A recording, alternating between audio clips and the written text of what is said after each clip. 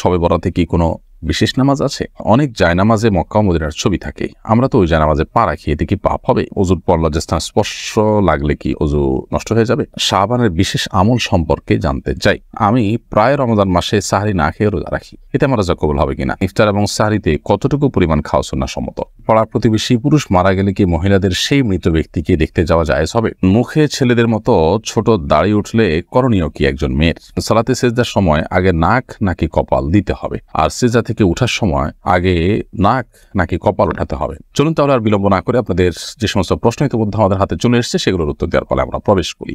MD Walid Hasan লিখেছেন, ইফতার এবং সাহরিতে কতটুকু পরিমাণ খাওয়া সুন্নাহসম্মত? ইফতার হোক, সাহরি হোক, আর অন্য সাধারণ খাবার হোক, সব ক্ষেত্রে আমাদের প্রিয় নবী সাল্লাল্লাহু আলাইহি ওয়াসাল্লামের সুন্নাহ হলো পেটের 3 ভাগের 1 ভাগ খাদ্য, 1 ভাগ পানীয় এবং 1 ভাগ খালি রাখা। তাহলে এটি আমাদের জন্য স্বাস্থ্যগত দিক থেকে উপকারী এবং নানা দিক থেকে এটি আমাদের জন্য কল্যাণের। বিধায় সেই বিষয়টি আমাদের মাথায় রেখে খাওয়া উচিত। ইফতার এবং সাহরির জন্য আলাদা কিছু নেই। আমরা অনেকে মনে করি রমজান মাসে খাবারের কোনো হিসাব নেই, ইফতারের খাবার কোনো হিসাব নেই, এই জন্য আমরা অপরিমিত খাবার অনেকে গ্রহণ করে থাকি, যেটা আমাদের করা উচিত নয়। মিনহাজ পারভেজ আপনি লিখেছেন, সালাতে সেজদার সময় আগে নাক নাকি কপাল দিতে হবে, আর সেজদা থেকে উঠার সময় আগে নাক নাকি কপাল উঠাতে হবে?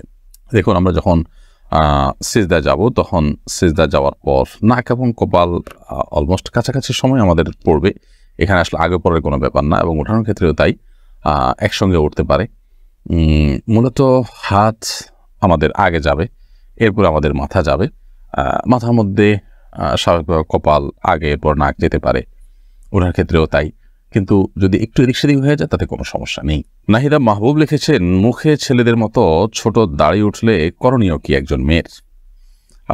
যদি ছেলেদের মতো এরকম দাড়ি উঠে এবং সেটি আপনার রীতিমতো দৃশ্যমান থাকে, তাহলে সেক্ষেত্রে সেটিকে রিমুভ আপনি করতে পারেন। সেটি বিউটি পার্লারে গিয়ে হোক, কোনো ডাক্তারের কাছে গিয়ে হোক, অথবা আপনি নিজে সেটাকে ফেলে দিতে চান, যে কোনো মূল্যে আপনি এটাকে ফেলে দিতে পারেন, উফরে ফেলতে পারেন, যাতে আর না উঠে সে ব্যবস্থা নিতে পারেন।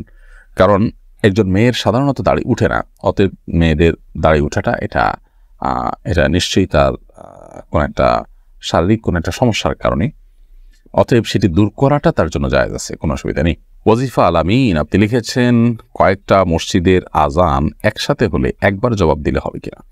কয়েকটা মসজিদের আজান যদি একত্রে হয়ে যায়, তাহলে সেক্ষেত্রে প্রথম যেই মসজিদের আজান আপনি শুনবেন সেটার জবাব দিলে ইনশাআল্লাহ বিদিল্লাহ আপনি দায়মুক্ত হবেন এবং আপনার দায়িত্ব আদায় হয়ে যাবে। অতএব আপনি এটা লক্ষ্য রাখবেন যে প্রথম কোনটা আপনি শুনছেন, আপনার কানে আসছে, সেটাই হলো মূল বিষয়। ইনশাআল্লাহ বিদিল্লাহ এতে আপনি দায়মুক্ত হয়ে যাবেন। আর যদি পরেরগুলোতে আরও শুনেন এবং সেগুলো আপনি আজান দেন, তো সেটা আপনি দিতে পারেন। ফারজানা ইসলাম আপনি লিখেছেন, পাড়ার প্রতিবেশী পুরুষ মারা গেলে কি মহিলাদের সেই মৃত ব্যক্তিকে দেখতে যাওয়া জায়েজ হবে? মোটেই গায়ে মাহারাম পুরুষকে অন্য মহিলারা দেখার সুযোগ নেই, বা একজন মহিলাকে অন্য পুরুষরা দেখার সুযোগ নেই। জীবদ্দশা যেরকম পর্দার বিধান প্রযোজ্য থাকে, মৃত্যুর পরও মানুষের পর্দার বিধান প্রযোজ্য থাকে, এবং এটা আরও বরং গুরুত্বপূর্ণ হয়ে ওঠে। বিশেষ করে মৃত মানুষের চেহারা যারা গায়ে মাহারাম তাদের দেখবার বিশেষ কোনো কারণ নেই, অনেক সময় চেহারা বিকৃতি ঘটে এবং নানাবিধ কারণ আছে এর পেছনে। এই জন্য আমাদের দেশে যে গ্রামাঞ্চলে বিশেষ করে অনেক বেশি প্রচলিত আছে যে কেউ মারা গেলে, একজন পুরুষ মারা গেছে, নারী পুরুষ ঢলাঢলি করে তাকে দেখতে যাচ্ছে। এটা আসলে দেখতে যাওয়ার কোনো বিষয়ই না, তার জন্য দোয়া করতে হবে দূর থেকে, অগোচরে, বিশেষ করে যারা গায়ে মারাম আছেন তারা। লুৎফুর রহমান লিখছেন, এখন থেকে কিভাবে রমাদানের প্রস্তুতি গ্রহণ করব? রমাদানের প্রস্তুতির অংশ হিসেবে আমরা শাবান মাসে বেশি বেশি নফল সিয়াম রাখবো, নফল রোজা রাখবো, এটি রমাদানের প্রস্তুতির একটি কাজ।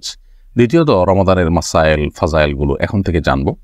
রমাদান মাস সংশ্লিষ্ট যে ইবাদত আছে সেগুলোর জন্য প্রস্তুতি গ্রহণ করা, যারা উমরা যাবেন এখন থেকে প্রস্তুতি নেওয়া, যারা তারাবির সালাতে অংশগ্রহণ করবেন, তারাবির সালাতে থাকবেন, তারা এখন থেকে তারাবির সালাতে যে অংশ তেলাওয়াত করা সেগুলো যেন বুঝতে পারেন, সেজন্য কোরআন কারীমের তরজমা অথবা আমরা যে বই সংকলন করেছি তারাবির সালাতে কোরআনের বার্তা, সে বইটি সংগ্রহ করতে পারেন। এরকম আরও যে সমস্ত বই আছে যেগুলো দিয়ে আপনার রমাদানকে আপনি অর্থবহ করতে পারেন, সেগুলো সংগ্রহ করা, এখন থেকে প্রস্তুতি নেওয়া, এটি রমাদানের প্রস্তুতির অংশ। ইনশাআল্লাহ তাআলা রুটিন করে ফেলা, আগে থেকে যে ইবাদতবন্দি কখন কোনটা করব না করব, পরিকল্পনা করে ফেলা যে কোন কোন বিষয়গুলো আমার রমাদান ইবাদতে ব্যাঘাত সৃষ্টি করতে পারে, সেগুলো এখন থেকে যাতে আমার ইবাদতে বিঘ্ন সৃষ্টি না করে সেজন্য প্রস্তুতি গ্রহণ করা। মোহাম্মদ আরফান ইসলাম সৌদি আরব আইডি থেকে আপনি লিখেছেন, আমি প্রায় রমজান মাসে সাহরি না খেয়ে রোজা রাখি, এতে আমার রোজা কবুল হবে কিনা? রোজা কবুল হওয়ার জন্য সাহরি করা শর্ত নয়। যদি কেউ সাহরি না করেন এবং না করে রোজা রাখেন, তাহলে সেক্ষেত্রে তারও রোজা হয়ে যাবে। আমরা অনেকে মনে করি যে সাহরি করা এটা বোধহয় রোজার জন্য পূর্ব শর্ত, এবং সাহরি না করতে পারার কারণে অনেকে রোজা রাখতে চান না। সাহরি খাওয়া তো সুন্নাহ, রোজা রাখাটা ফরজ, কোনো কারণে সুন্নাহ যদি তরক হয়ে যায় ফরজ তরক করবার কোনো সুযোগ নেই। তাওহীদ হৃদয় আপনি লিখেছেন, অজুর পর লজ্জাস্থান স্পর্শ লাগলে কি অজু নষ্ট হয়ে যাবে? অজুর পর নিজের লজ্জাস্থান যদি স্পর্শ হয় হাত দিয়ে কোনো কিছুর আড়াল ছাড়া সরাসরি যদি কেউ স্পর্শ করেন তাহলে সেক্ষেত্রে অনেকগুলো আমাদের মতো অজু ভাঙবে। তবে আমাদের দেশে হানাফি থট বা হানাফি মাযহাব বেশিরভাগ মানুষ ফলো করে থাকেন, বেশিরভাগ ফলো করে থাকেন। সো হানাফি থট এবং মাযহাব অনুযায়ী লজ্জাস্থানে স্পর্শ করলে অজু ভাঙবে না, এবং এই মতটি অধিকতর শক্তিশালী হাদিসগুলোকে অ্যানালাইসিস করলে। তবে যদি কাপড়ের উপরে স্পর্শ হয়, কাপড়ের আড়াল থাকে, তাহলে সেক্ষেত্রে কারোর মতেই অজু ভাঙবে না। নাদিয়া আফরোজ আপনি লিখেছেন, অনেক জায়নামাজে মক্কা ও মদিনার ছবি থাকে, আমরা তো ওই জায়নামাজে পা রাখি, এতে কি পাপ হবে? এতে সে ধরনের গুনাহ হবে না, কারণ আপনি ইচ্ছাকৃত এটাকে অপমান করার জন্য, অবমাননা করার জন্য আপনি করছেন না, আর ইচ্ছাকৃত করছেন তাও না। তারপরও যথাসম্ভব অ্যাভয়েড করা উচিত, কারণ মক্কা মদিনার ছবি তো মক্কা মদিনার ছবি, হারামের ছবি, আল্লাহর ঘরের ছবি, যেটা আমাদের শ্রদ্ধার জায়গা, যেটা আমাদের কেবলা। সো এটাকে পায়ের নিচে মানে ইচ্ছাকৃত যাতে না পড়ে সেই দিকটা আমাদের খেয়াল করা কর্তব্য। আরিফুর রহমান আপনি লিখেছেন, শাবানের বিশেষ আমল সম্পর্কে জানতে চাই। ভাই আরিফুর রহমান, শাবান মাসের বিশেষ আমল হলো নফল সিয়াম। যত বেশি নফল সিয়াম রাখবেন শাবান মাস তত বেশি আপনার জন্য উপকারী হবে, তত বেশি আপনার জন্য সেটি কল্যাণকর হবে। এবং নবী করিম সাল্লাল্লাহু আলাইহি ওয়াসাল্লাম এই মাসের প্রায় বেশিরভাগ দিনগুলোতে রোজা রাখতেন, প্রায় পুরো মাসেই রোজা রাখতেন, শেষের কয়েকটা দিন বাদে। এই জন্য যত বেশি সংখ্যক দিন সম্ভব শাবান মাসে নফল রোজা রাখার চেষ্টা আমাদের করতে হবে। নফল রোজার জন্য, নফল সিয়ামের জন্য আদর্শ মাস হলো এই মাসটি। তবে শুরুর দিকে নফল সিয়াম বেশি বেশি রাখার উপরে হাদিসে উৎসাহিত করা আছে। আরিফ আর্নল্ড এআইডি থেকে আপনি লিখেছেন, শবে বরাতে কি কোনো বিশেষ নামাজ আছে? শবে বরাতের নামাজ আছে কিনা, নামাজের নিয়ম কি, পদ্ধতি কি, এটি আমরা অনেকেই জানতে চাই। আমরা যেটাকে শবে বরাত বলছি, হাদিসে আসলে শবে বরাত বা লাইলাতুল বরাত বলতে এরকম কোনো শব্দ আসেনি, কোনো হাদিসে এরকম বর্ণিত হয়নি। এটির হাদিসে যে নামটি এসছে সেটি হলো লাইলাতুন নিসফি মিন শাবান বা মধ্য শাবানের রজনী, মধ্য শাবানের রাত।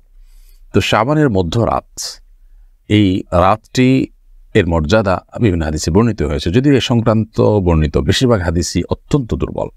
তবে যেটুকু গ্রহণযোগ্যতার লেভেল পর্যন্ত যায় তা হলো এ রাতে আল্লাহ রাব্বুল আলামিন বান্দাকে সাধারণ ক্ষমা ঘোষণা করেন হিংসুক এবং অন্যের প্রতি শত্রুতা, বিদ্বেষ এবং হিংসা পোষণকারী ব্যক্তিরা ছাড়া আল্লাহ তাআলা সাধারণ ক্ষমা ঘোষণা করেন। সেই হিসাবে এই রাতে আমরা আল্লাহ সুবহানাহু ওয়া তাআলার কাছে সাধারণ ক্ষমা ঘোষণার জন্য সচেষ্ট হতে পারি। আগে থেকে আমরা নিজেদেরকে হিংসা এবং শিরক থেকে মুক্ত রাখতে পারি, পরিচ্ছন্ন রাখতে পারি, যাতে করে আমরা আল্লাহ সুবহানাহু ওয়া তাআলার সাধারণ ক্ষমার উপযোগিতা আমাদের মধ্যে তৈরি করতে পারি। এর বাইরে রাতকে কেন্দ্র করে আলাদা বিশেষ কোনো সালাতের নির্দেশ, বিশেষ কোনো ফরম্যাট, বিশেষ কোনো সংখ্যা কোনোটি কিন্তু হাদিসে বর্ণিত হয়নি। আমরা নিজেদেরকে শিরক এবং হিংসা, বিদ্বেষ, শত্রুতা মানুষের প্রতি এগুলো থেকে যদি মুক্ত করে রাখতে পারি, ইনশাআল্লাহ আমরা সাধারণ ক্ষমার আওতায় পড়ে যাব। এর বাইরে আমি আল্লাহ তাআলার কাছে বিশেষভাবে দোয়া তো করতেই পারি, চেষ্টা তো করতেই পারি, বাট হাদিসে আমাদেরকে আলাদা করে রাতে কোনো ইবাদত বন্দেগীর কোনো বিশেষ নির্দেশনা, বিশুদ্ধ কোনো হাদিসে আমাদেরকে দেয়নি। অতএব যারা মনে করেন যে সব রাতের নামাজ এত রাকাত, প্রত্যেক রাতে সূরা এতবার পড়তে হবে, এগুলো নেহায়েতই আমাদের নিজেদের বানানো। এরকম কোনো ফরম্যাট হাদিস আমাদেরকে ঠিক করে দিয়ে না নবী সাল্লাল্লাহু আলাইহি ওয়াসাল্লামের না কোরআনে কারিমে এটা ঠিক করে দেওয়া হয়েছে। বিধান সবারকে কেন্দ্র করে হালুয়া রুটি খাওয়া, আরও যে সমস্ত বিষয়গুলো আছে এগুলো পরিত্যাজ্য বিষয়, এগুলো বিদআতে পরিগণিত। তবে এটি ঠিক যে এ রাতের মর্যাদাকে একেবারে স্বীকার করবার সুযোগ নেই। যেটুকু হাদিস দ্বারা বর্ণিত শুধু সেটুকুর উপর আমরা সীমাবদ্ধ থাকব।